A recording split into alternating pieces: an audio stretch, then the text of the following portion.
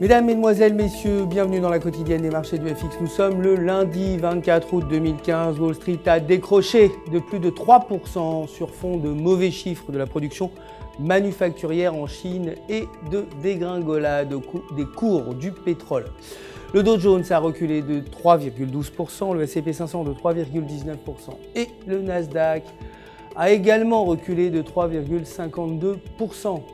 Le titre Apple a dévissé de 6,12% en clôturant à 105,76 $.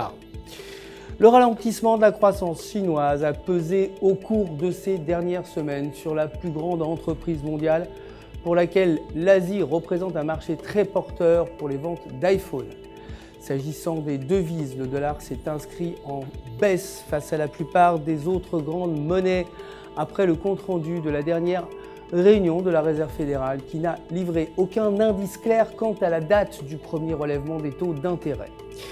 Le membre du FOMC, Lockhart, devrait s'exprimer dans la journée. Côté devises, l'euro a bondi de plus de 1% face au billet vert pour finir à 1,1389 sur fond de repli des marchés des actions du monde entier en raison de la montée des craintes d'une récession en Chine.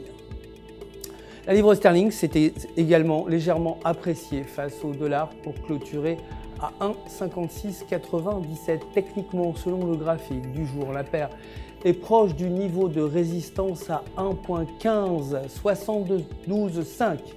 Si elle parvient à franchir la résistance, la paire pourrait atteindre 1,5780.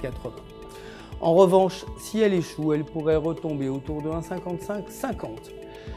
Du côté des matières premières, l'or a fini en légère hausse à 1160 $ l'once et le pétrole a chuté à 40,45 $ le baril. C'est la fin du flash, merci de nous avoir suivis. Je vous retrouve bien sûr demain matin pour les prochaines actualités des marchés. D'ici là, restez en notre compagnie. Pensez à vous connecter sur www.ufx.com pour tous vos besoins de trading. Vous le savez, un conseiller personnel est là pour répondre à toutes vos questions. Tout UFX se joint à moi pour vous souhaiter une excellente journée de trading.